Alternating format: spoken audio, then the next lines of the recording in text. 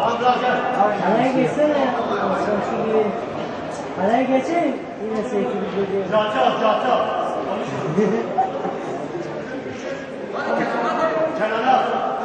Hadi Yunus abi.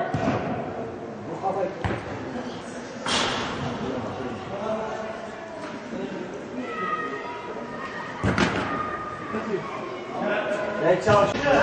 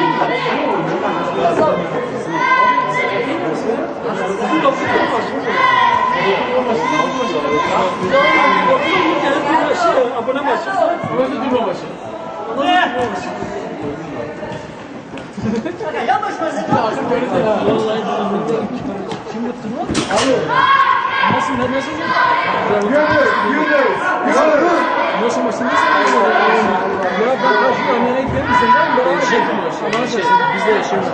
Gerçekten. Ama müthiş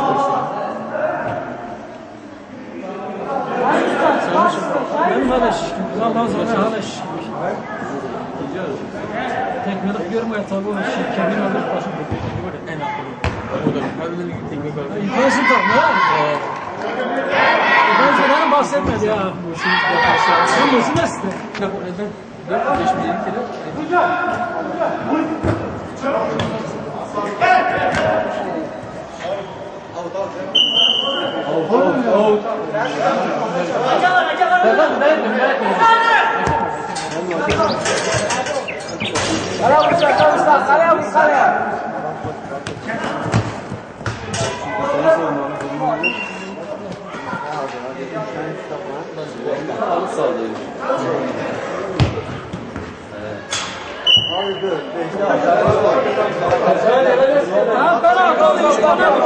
Hadi, 3 korner bir tane atıyor. Hadi.